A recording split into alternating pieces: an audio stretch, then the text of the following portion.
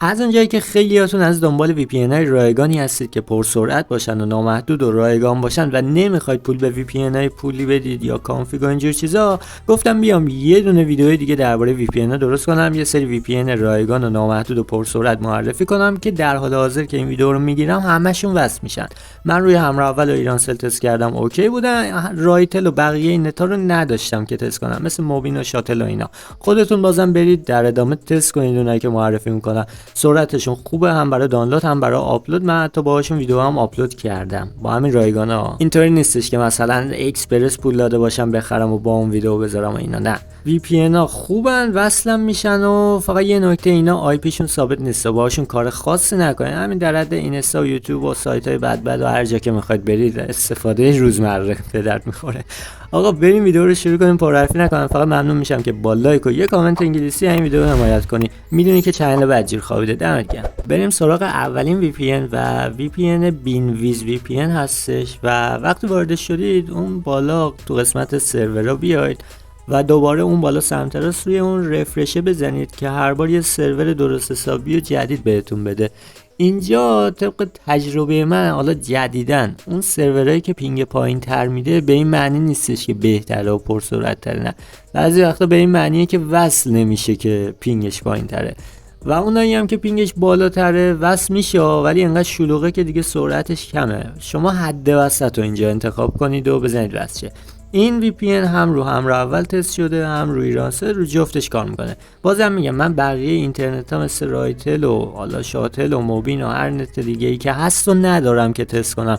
شما اگه دارید یه بار بریزید اینا رو تست بزنید، ارزش داره. اگه سرعتش خوب باشه که حالا نگه دارید تو گوشیتون دیگه، بعد نیست 7 10 تا کنار داشته باشید. بعدی کیور وی پی ان هستش که این وی پی ان هم سرور رایگان داره، هم پولی داره و اینا. هم روی همراه اول تست کردم، اوکی بود، وصل میشد، و هم روی ایرانسل. ولی همراه اول سرعتش یکم بهتر از ایرانسل بود و راضی بودم دیگه حالا ازش. اینم داشته باشید، دانلود کنید، به درد میخوره. بعدی هالو وی پی ان اگه درست باشه تلفظش، این هستش که اینم هم رو همراه اول وصل شد، هم روی ایرانسل وصل شد و خیلی چیز پیچیده نیست. سروراش هم یکم کم بودش ولی کار رو راه میندازه. در کل یک کمی هم البته طول میکشه ولی اوکی. و همین هالو وی پی ان یه دونه نسخه هالو وی پی ان پرو هم داره که حالا اونم براتون میذارم، حالا عکسش و اینا یه ذره فرق داره که اینم میتونید برید استفاده کنید. به نظر من این نسخه پروش یه کمی بهتر بود، هم یه ذره سریعتر وصل شد، هم یه ذره سرعتش بهتر بود و پرو رایگان ها. فقط اولش که میرید توی برنامه ممکنه یهو بگه اکانت بخره اینا، شما یه دونه این دکمه بکی زبدری چیزی این دور و بر هست بزنید اون بپره بره و بعدش بزنید وصل. این یکی سرور زیاد داره ولی پولیه بیشترش و شما روی همون اتوماتیکه بذارید رایگاناشو وصلید و صفا کنید. بعدی هات وی پی ان هستش که اینم وی پی ان خوبی بود، هم روی همراه اول وصل شد و هم روی ایرانسل وصل شد. سرورم بگینگی زیاد داره، فقط نمی‌نویسه مثلا چی مال کدوم کشور و اینجور چیزا که حالا زیاد مهم نیستی. شما میخواید برید تاش اینستا و یوتیوب و اینا دیگه، کارتون رو راه بندازه واسه اوکیه. حالا اینم باز مثلا پینگاشونو کنارش زده هر سرور و اوکی بود، سرعتش هم خوب بودش. یه چیزم بگم، من اینا رو نصف شب امتحان کردم و سرعت همشون توی نصف شب تقریبا خوب بود، یعنی یکی از یکی بهتر بود. اما تو روز قطعا اینطور نیستش، چون سروراشون شلوغ‌تره، همه وصلن و استفاده میکنن، یه ذره کنده. شما دیگه حالا بس هر چند تاشونو خواستید بریزید و تست کنید دیگه، هر کدوم بهتر بود و بیشتر روزا استفاده کنید ازش. وی پی ان بعدی جانا وی پی ان هستش که اینو من به قصد این که برای همراه اول کار میکنه نصب کردم که تو ویدیو چند تا وی پی ان هم داشته باشیم واسه همراه اولا.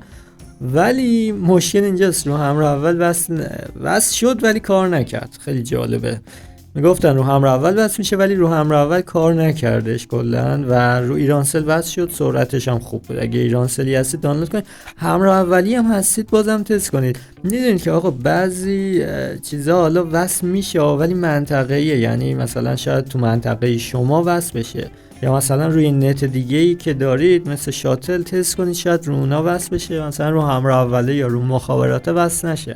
و این منطقه‌ای بودن خیلی تاثیر داره. مثلا نظراتشون رو بخونید، خیلی ها میگن وصله، یه سری اونور دارن مثلا فوش میدن آقا کار نمیکنه و فلان سازنده و اینا. بعدی مهسا انجی هستش. خب وقتی اینو نصب کردید واردش شدید، همون اول کار هیچ سروری نداره. شما روی این پایین دکمه دریافت کانفیگ بزنید، بعد یه کمی صبر کنید، یه سری کانفیگ براتون دانلود میکنه، یعنی بالا میادش بعد 1-2 دقیقه 3 دقیقه یه 10-20 کانفیگ هست. اینا رو دونه دونه بزنید وصلید، بیشترش هم وصل میشه و سرعتشون هم خوب بود، من وصل شدم. و یه نکته داره، شما مثلا این پایین میتونید روی تست بزنید، مثل همون ویتوره تقریبا که سرور میدید و اینا. وقتی روی تست میزنید مثلا میزنه آقا این سرعت فلان کانفیگه چجوره، فلانه چجوره. مثلا نگاه کنید یه سریاش سبز مثلا 1000 خورده، یه سریاش زده -1 قرمز رنگه. نکتهش اینجاست، توی مثلا ویتوره و اینا وقتی میزنه -1 یعنی مثلا کار نمیکنه وی پی ان، ولی اینجا اگه زد -1 به این معنی نیست که کار نمیکنه. من روی یکی از -1 ها وصل شدم، سرعتش اونایی که سبز رنگ بودم حتی بیشتر بودش. خلاصه به این عددا توجه نکنید، شما دونه دونه بزنید واسه در کدوم سرعتش بهتر بود و استفاده کنید. سرعت اکثرشون واقعا خوب بود. این هم رو همراه اول وصل میشه، هم رو ایرانسل وصل میشه. فکر کنم رو بقیه نت هم اوکی باشه. و در کل روی این دریافت کانفیگ هر یه روز در میون اینا بزنید، یا هر روز اگه خواستید سرورهای جدید رو بگیرید. آقا راستی من قبلا یه پارت دیگه هم ویدیو برای معرفی وی پی ان گذاشته بودم که تو اونم 15-16 تا وی پی ان معرفی کردم، اونها هم وصل میشن، سرعتشون خوبه. اسمش این بالا میادش، اگه خواستی بزن روش ببین، یا اینکه نخواستی بعد این ویدیو برو از تو چنلم ببین. سرعتشون خوبه، وصلم میشن. از اینا هم بعضیاشون حتی ممکنه بهتر باشن. من که اون قبلی‌ها هم راضیم هنوز. اگه تا اینجا لایک ویدیو رو نکوبیدی حتما بکوب، اگرم لایک کردی یه بار لایک تو بردار و دوباره لایک کن. بعدی MX تانل پرو هستش اسمش و اینم وی پی ان خوبیه. وقتی اومدید توش توی این گزینه دومیه بیایید، با اون اولیه ترجیحاً کاری نداشته باشید و روی رندوم بذارید بمونه. خب ولی این دومیه در واقع حالا کشورهای مختلفی داره، خیلی هم زیاده سروراش و مشکلی که داره اینه که یه مش کشور بدبخت و فقیر و فلک زده و جهان چهارمی مثل خود ایران هم راسته اینجا هستا. کاری به اینا ندارم آقا، این حالا درست سروراش بده ولی بیشترش وصل میشه. خب و سرعتشون خوبه. هم روی ایرانسل تست کردم اوکی بود، هم رو همراه اول تست کردم سرعتشون خوب بود. بازم میگم بیشترش وصل میشه. هر کدوم از سرورها حالا خواستید بازم تست کنید اونی که بهتر بود و وصل.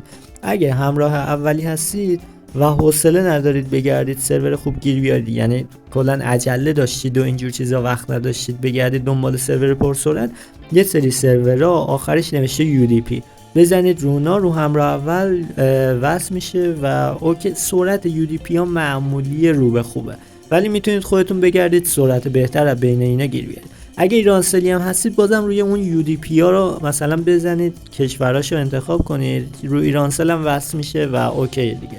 حالا همش نرید از UDP استفاده کنید، بقیه‌اش هم تست کنید، سرعت بهتر هم بینشون زیاد داره. بعدی مون وی پی ان هستش و این مون وی پی ان هم روی همراه اول اوکی وصل میشه، هم روی ایرانسل وصل میشه و سرعتش هم خوب بود. سروراش هم همش جلوش زده آمریکا، فقط نمیدونم واقعا آمریکا هست یا نه، حالا حوصله نداشتم من تو این سایت مایتای تست آی پی و اینا، ولی حالا بد نیستش. سرعتش خوب بودش، هم روی ایرانسل هم رو همراه اول و بزنید و صفا کنید. اگه سرورش خوب نبود به یکی دیگه وصل شید و ممکنه تو روز یک کمی وصل شدنش طول بکشه. تو نصف شب که من تست کردم خیلی زودتر از چیزی که خودش نوشته وصل بشه. این اوناست که میزنه 1 دقیقه ولی تو 15 ثانیه 10 ثانیه این حدودا وصل شه. بعدی رستم وی پی ان هستش که اینو بازم به نیت همراه اول ما اومدیم دانلود کنیم، ولی متاسفانه رو همراه اول وصل نمیشد و روی ایرانسل وصل میشد و به من گفته بودن که رو همراه اول وصل میشه و موقع تستش رو همراه اول وصل نشدش. ببینید این حالا ممکنه بازم بهتون میگم مثلا میرید وصل میشید میبینید یه سریا گفتن وصل میشه ولی شما تست میکنید وصل نمیشه. شاید به خاطر اینه که منطقه‌ای مثلا اون بنده خدایی که گفتش وصل میشه تو منطقه اونا رو همراه اول وصل میشه ولی واسه ما مثلا وصل نمیشه. و سر همین میگم یه سریا رو بهتره تست کنید، شاید وصل بشه و سرعتش هم بهتر از چیزی باشه که مثلا شما ازش استفاده میکنید. و یه ذره سروراش عجیب غریبه، مثلا برید ببینید اینجا نزده آمریکا و مثلا آلمان و فلان و اینا، زده UDP و پورت 22 و فلان و اینجور چیزا و این HTTP و اینجور چیزا. در کل سرعتش خوب بود رو همون ایرانسل و واقعا اوکی بود و کار را بنداز بود. بعدی ترا وی پی ان هستش که این یه ذره کلا طول میکشه، هم برنامهش بالا بیاد هم وصل بشه، ولی وقتی وصل میشه سرعتش خوبه. هم روی همراه اول وصل شد، هم روی ایرانسل وصل شد و اونجا وقتی میرید کشورها رو انتخاب کنید، اون قسمت سمت راستیه، اونایی که 1000 هستش و اینا رو یه وقت انتخاب نکنید، کلا هر چیزی که کمتر از 1000 بود رو انتخاب کنید. بازم میگم این وصل شدنش طول کشیدش، اونم تازه نصف شب، حالا تو روز باشه میگیم عادیه شلوغه، ولی سرعتش واقعا راضی کننده بود، هم روی همراه اول هم روی ایرانسل. آقا یه نکته، ممکنه بعضی از VPN هاتون قبلا کار میکردن الان کار نکنن، یا یه سری اینایی که من میگم دارم معرفی میکنم الان کار کنن، چند بار که وصل میشید کار نکنن یا یه هفته دیگه کار نکنن. اینو شما برید توی داده ها، توی تنظیماتشون، تو قسمت اطلاعات برنامه و اینجور چیزای اون حالا VPN برید، اون گزینه پاک کردن داده هاشو بزنید و کلا همه داده هاشو بزنید پاک شه بره.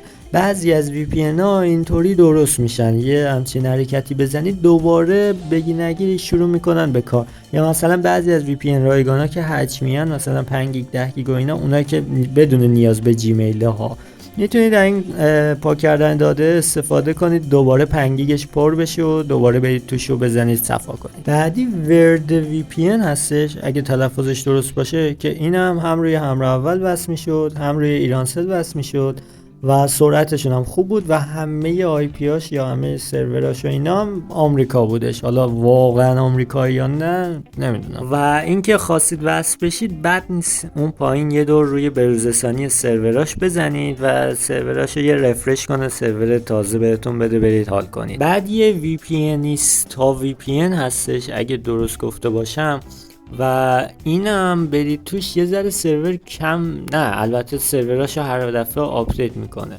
و این اگه نگاه کنید دقت کنید یه ذره شبیه اون جانا وی پی ان هست بکنم، یا آره نمیدونم، حالا یکی از وی پی ان که تو این ویدیو معرفی کردم این دوتا خیلی شبیه هم هستن، حالا نمیدونم یه سازنده ساخته یا اینکه فقط یه اسکی رو هم دیگه.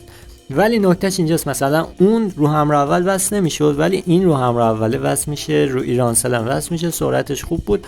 این حالا الان یه ذره سروراش بستگی داره دیگه، حالا سروراش کم و زیاد میشه ولی اوکی بود وصل میشه. بعدی هم XVPN هستش و اینم باز دوباره من به نیت اینکه روی همراه اول وصل بشه ریختم، ولی مشکل اینجاست روی همراه اول وصل نمیشه و رو ایرانسل که وصل شد سرعتش هم خوب بود، زودم وصل شد. نکتهش اینه همونجور زدم 3-4 ثانیه نشده وصل شد، تبلیغم تازه نیاورد، عجیبه واقعا و خوب بود سرعتش. بازم میگم مثلا میبینید به ما گفتم مثلا رو همراه اول وصل میشه، ولی وقتی اومدیم دیدیم رو همراه اول وصل نمیشه طرف ما و این منطقه‌ایه. بازم میگم تست کنید همه اینایی که تا الان معرفی کردم، اگه نت دیگه ای مثل رایتل و حالا شاتل و موبیل نت و هر کوفت دیگه ای که دارید یه دور تست بزنید، ضرر نداره. و این XVPN ممکنه بعدن مثلا بعد 2-3 روز یهو وصل نشه، اینم دوباره میدید اونجا داده های برنامه رو پاک میکنید دوباره اوکی میشه، حواستون باشه این اوناست احتمال زیاد. آقا اگه رفتید اون ویدیو قبلی VPN رو ببینید از تو چنلم، اون موقعی که من اون ویدیو رو گرفتم خیلی هاشون رو همراه اول وصل نمیشد.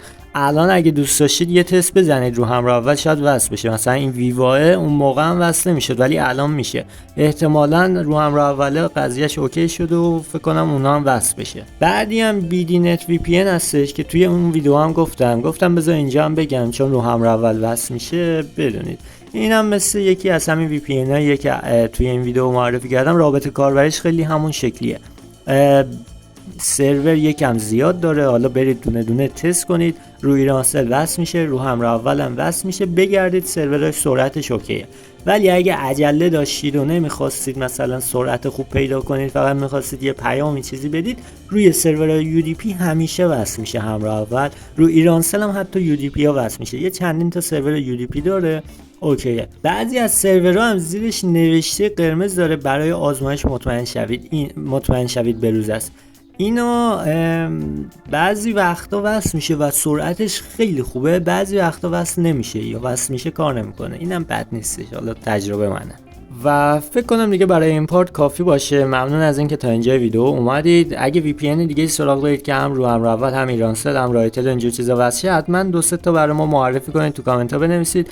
لایک ویدیو فراموش نشه و اگه سوالی چیزی داشتید حتما کامنت کنید، جواب میدم تا جایی که بتونم. و همین دیگه، دم همگیتون گرم، عشق منید، مرسی که تا اینجا ویدیو بودید. امیدوارم بازم تو یوتیوب ببینمتون. دم همگیتون گرم، تا ویدیوهای بعدی، خدا نگهدار.